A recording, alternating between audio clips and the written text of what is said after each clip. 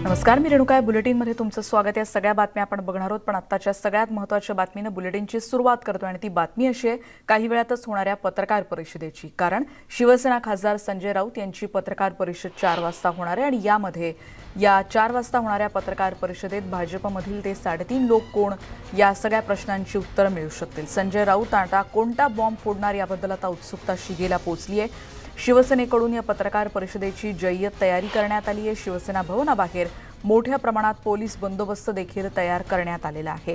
त्यामुळे शिवसेनेचे बाण कुणाला घायाळ करणाऱ्या सगळ्या प्रश्नांची उत्तरं दुपारी 4 वाजता मिळू शकणार आहेत. संजय राऊत नेमकं कोणाच्या नावाचा इथे उच्चार करतायत याच्याकडे देखील लक्ष असणार आहे. कारण हा राजकीय भूकंप ठरतो का, लावरे तो व्हिडिओ अशा पद्धतीची प्रणाली इथे अवलंबली जाणार आहे असं म्हटलं जात आहे. कारण बाहेर LED स्क्रीन्स देखील लावण्यात आलेले आहेत आणि त्याच्यामुळे थेट कळू शकणार आहे की या पत्रकार परिषदेत नेमके कोणावर आरोप केले जात आहेत आणि हा धमाका नेमका कोणता असणार आहे हे काही वेळातच कळू शकेल. त्यामुळे संजय राऊत यांचं हे थेट आव्हान कोणाला हे दुपारी 4 वाजता या पत्रकार परिषदेमधून कळू शकेल.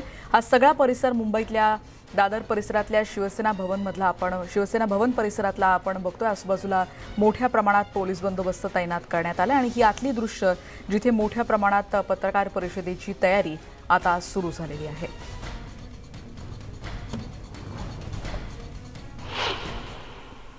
पत्रकार परिषदेला आपण या आणि मग ती ऐका पत्रकार परिषद. कधीतरी शिवसेनेची ऐका ना. सो सोनार की एक लोहार की, सो सोनार की एक लोहार की. सकाळी संजय राऊत यांनी दिलेली ही प्रतिक्रिया आपण बघितली आणि या संदर्भातले अधिक अपडेट्स आपण घेत राहणार आहोत. आमच्या प्रतिनिधींकडून देखील कशा रीतीने या सगळ्याची तयारी सुरू आहे याविषयी देखील आपण माहिती घेणार आहोत. आणि तोपर्यंत आपण बघतोय शिवसेना भवनात या पत्रकार परिषदेची तयारी आता सुरू आहे आणि या सगळ्या परिसरात मोठ्या प्रमाणात पोलीस बंदोबस्त देखील तैनात करण्यात आलाय. अधिक माहिती घेणार आहोत. स्वाती लोखंडे आमच्या प्रतिनिधी आपल्या सोबत आहेत. स्वाती, काही वेळापूर्वी जेव्हा आपण बातचीत केली होती, आपण तुषार होता आधीच्या बुलेटिनमध्ये आणि त्यांनी सांगितलं होतं की कशा रीतीनं तिथे LED स्क्रीन असतील किंवा कशा रीतीनं सज्जता तिथे सुरू आहे. आताच काय काय अपडेट्स मिळत आहेत आणि कशा रीतीनं याची वातावरण निर्मिती सध्या होते असं म्हणता येईल? खरं तर शिवसेना खासदार संजय राऊत यांनी पत्रकार परिषद घेणं यात काही नवीन नाहीये किंवा त्यांनी काहीतरी घणाघाती प्रहार करणं यात काही नवीन नाहीये. पण आजच्या पत्रकार परिषदेला मात्र एक वेगळं वलय आहे. हे वलय आहे ते म्हणजे भाजपचे 3.5 लोक हे जेलमध्ये जातील किंवा तुरुंगात जातील अशी त्यांनी आदल्या दिवशी घोषणा केली आणि त्याच्यानंतर या पत्रकार परिषदेला एक वेगळं वलय निर्माण झालं. ते नेमकं काय, जरा आत्ता आपण शिवसेना भवनच्या दुसऱ्या माळ्यावरून हे आपण चित्र दाखवतोय की मुंबई पोलिसांचा मोठा ताफा तर इथे आहे, पण 4 बाजूने शिवसेनेनं शक्ती प्रदर्शन करत ही प्रेस कॉन्फरन्स केली जाते. त्यामुळे मुंबई पोलीस, दुसऱ्या बाजूला शिवसेनेचे कार्यकर्ते आणि अनेक ठिकाणी म्हणजे सेना भवनाच्या आसपास असे मोठाले LED स्क्रीन उभारले जातात, ज्याच्यावर कदाचित आरोप करत असताना किंवा कदाचित प्रेस कॉन्फरन्समध्ये ज्या 3.5 लोकांची नावं घेतली जाणार आहेत त्या संदर्भात काही खुलासे या LED स्क्रीनवर दाखवले जाण्याची शक्यता आहे. आणि आपण बघितलं की रस्त्याच्या दुतर्फा कदाचित दुसऱ्या माळ्यावर मी ही जी दृश्य दाखवते त्यावरनं थोडंसं कठीण होईल मला दूरपर्यंत दाखवणं, पण आपण पोलिसांचा ताफा आणि हे सगळे झेंडे आणि शक्ती प्रदर्शन याचा आपण साधारणतः आपल्याला एक चुणूक आलीच असेल आतापर्यंत की नेमकं कशा पद्धतीनं ही प्रेस कॉन्फरन्स घडून येते. जसं मी याआधी म्हटलं की प्रेस कॉन्फरन्स करणं यात म्हणजे संजय राऊत यांच्यासाठी फार काही नवीन नाही आहे, पण जे गौप्यस्फोट केले जाणार आहेत त्या संदर्भात नक्कीच उत्सुकता राज्यभराला नाही तर देशभरात आहे. कारण आतापर्यंत आपण बघितलं की जर किरीट सोमय्या यांचा आपण उल्लेख केला म्हणजे ते 3.5 नेते कोण आहेत बरं, या नेत्यांमध्ये कुणाकुणाचा समावेश असू शकतो या संदर्भातली जी चर्चा घडते त्याच्यामध्ये असंही म्हटलं जातं की किरीट सोमय्यांनी ज्या ज्या नेत्यांसंदर्भात वक्तव्य केलेले त्यांच्यावर EDची कारवाई झालेली आहे. त्याचबरोबर आता जे माजी मुख्यमंत्री आहेत देवेंद्र फडणवीस त्यांच्या गोटात जे जवळचे झालेले आहेत प्रसाद लाड जे आधी राष्ट्रवादी काँग्रेसचे होते त्या संदर्भात त्यांचा काही यामध्ये उल्लेख होऊ शकता का? 3.5 लोकांमध्ये गिरीश महाजनांचं पण नाव समोर येते किंवा चंद्रकांत पाटील, कारण सातत्यानं म्हणजे चंद्रकांत पाटील बद्दल असं म्हटलं की सातत्यानं महाविकास आघाडी सरकारवर घणाघाती प्रहार चंद्रकांत पाटील पण करतात, त्यामुळे त्यांचाही काही समावेश असू शकतो का या 3.5 लोकांमध्ये? नेमका कुणाचा समावेश असू शकतो आणि नेमकं कुणाला संजय राऊत यांच्याकडनं घणाघाती प्रहार होत आहेत हे बघणं महत्त्वाचं ठरलं. पण त्याआधी जर आपण प्रेस कॉन्फरन्सच्या म्हणजे या ज्या हॉलमध्ये होणार तिथली आपण दृश्य बघतोय की एकच लगबग आहे. प्रेस कॉन्फरन्स, मी पुन्हा एकदा म्हणते की प्रेस कॉन्फरन्स किंवा पत्रकार परिषद करणं इथे फार काही सेना भवनाला नवीन नाही आहे. पण ज्या पद्धतीनं या प्रेस कॉन्फरन्सकडे राज्याचे नवे देशाचे डोळे लागलेत ते बघता या प्रेस कॉन्फरन्सला एक वेगळं वलय निर्माण झाले. काही तासातच संजय राऊत आपल्या सगळ्यांसमोर येतील आणि नेमकं त्यांना काय म्हणायचं आहे ते म्हणतीलच.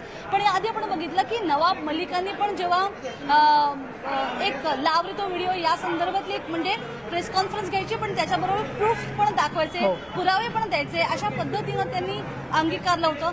तसंच काहीसं संजय राऊत पण करतायत का हेही बघणं महत्वाचं ठरलं. आणि एकूणच म्हणजे बीजेपीचे कार्यकर्ते आले तर किंवा इथे जर काही नको ती म्हणजे लॉ अँड ऑर्डर सारखी परिस्थिती निर्माण झाली तर यासाठी मुंबई पोलीस पण तैनात आहेत.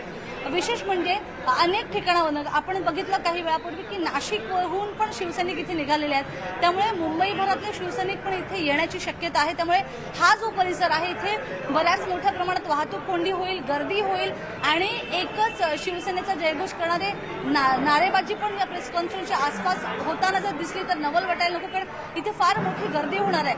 म्हणूनच उत्सुकता आहे की संजय राऊत नेमकं नाव कुणाचं घेतात. 3.5 लोकांमध्ये जो अर्धा म्हणजे व्यक्ती असं जे त्यांनी 3.5 म्हटलेलं आहे तर मग ही उपहासात्मकता आहे का, ती मग उपहासात्मकता कुणाबद्दल आहे, या सगळ्या गोष्टींची उत्तरं काही वेळातच मिळतील. पण ज्या ठामपणे ते म्हणालेत की अनिल देशमुख हे कोठडीबाहेर जातील आणि त्याच कोठडीमध्ये हे 3.5 लोक जातील, ते इतक्या आत्मविश्वासाने इतक्या कॉन्फिडंटली म्हटलेत. त्यामुळे नेमकं ही 3.5 लोक अगदी खरंय स्वाती. आणि कोण त्यामुळे या आहेत सगळ्या प्रश्नांची उत्तर मिळतील आपल्याला 4 वाजता या पत्रकार परिषदेतून. स्वाती, आणखीन एक अशासाठी की जसं ज्याचा उल्लेख तू देखील केला होतास की काही ठिकाणून आता कार्यकर्ते देखील यायला सुरुवात झाली आहे. संजय राऊत यांच्या व्यतिरिक्त आणखीन शिवसेनेचे कोण कोण नेते तिथे उपस्थित असणार आहेत याविषयी आणखीन काही कळू शकले का, आणि साधारण किती जण तिथे उपस्थित असतील शिवसेनेच्या वतीने, याविषयी आणखीन काही तपशील आपल्याला मिळू शकलाय? खरं तर सध्या तरी असं जे कळतं त्याच्यानंतर संजय राऊत आणि मुंबईतले काही इथे नेते त्यांच्याबरोबर उपस्थित असू शकतात. पण त्यावेळेला आदित्य ठाकरे मात्र इथे नसणार आहेत. ते आणखी एका कार्यक्रमात दुसरीकडे आहेत. त्यामुळे आदित्य ठाकरे तरी इथे नसतील याबद्दल पूर्णपणे यावर शिक्कामोर्तब झालेलं आहे. पण मुंबईतले मात्र नेते आणि कार्यकर्ते इथे मोठ्या प्रमाणात जमतीलच. साधारणतः 3:30च्या आसपास आपल्याला अधिक चित्र स्पष्ट होईल की नेमकं या पत्रकार परिषदेला शिवसेनेकडनं कोण कोण उपस्थिती लावते. कारण ही उपस्थिती जी असेल किंवा आजचा जर ज्या पद्धतीने संजय राऊत यांनी 100 सुनार की 1 लोहार की असं म्हणत जे वातावरण निर्मिती केली आहे ती वातावरण निर्मिती पत्रकार परिषदेनंतर पण ते वातावरण तेच राहतंय का की फुसका बाहेर निघतो हेही बघणं आपल्याला महत्वाचं ठरेल. कारण ही खूप मोठी गोष्ट आहे. जेव्हा संजय राऊत सारखे नेते असं म्हणतात की 3.5 लोकांना किंवा 3.5 भाजपच्या नेत्यांना आतमध्ये जावं लागेल, तुरुंगात जावं लागेल, ज्या आत्मविश्वासाने ते म्हणतात त्यामुळे नक्कीच त्यांच्याकडे काहीतरी पुरावे असतील किंवा नक्कीच त्यांच्याकडे काहीतरी धागेदोरे असतील ज्यांचा ते अधिक खुलासा या एलईडीच्या माध्यमातून किंवा या स्क्रीनच्या माध्यमातून ते करू शकतील. त्यामुळे या पत्रकार परिषदेकडे नुसतं महाराष्ट्रच नाही, म्हणजे महाराष्ट्राच्या कानाकोपऱ्यातच नाही तर देशात, कारण जेव्हा जेव्हा संजय राऊत बोलतात किंवा जेव्हा जेव्हा उद्धव ठाकरे बोलतात तेव्हा त्याकडे साहजिकच आहे. कारण त्यांची भूमिका ही भाजप विरोधी असते आणि त्यामुळे भाजप विरोधी भूमिका घेत असताना देशातल्या अनेक राज्यांमध्ये उत्सुकता असते की नेमकं आज काय बोललं काय होणार आणि त्याच्या त्यामुळे प्रतिक्रिया संजय देखील. राऊत अगदी खरं आहे स्वाती, धन्यवाद या सगळ्या माहितीबद्दल. स्वाती आपल्याला अपडेट्स येते शिवसेना भवनाच्या आतून, ती आपल्याला सांगत होती की कशा रीतीनं तिकडे सगळी कशा रीतीनं मोर्चे बांधणी केली जाते आणि कशा रीतीनं तिथे सुरक्षा व्यवस्था देखील तैनात आहे. धन्यवाद स्वाती या सगळ्या आत्ताच्या अपडेट्सबद्दल.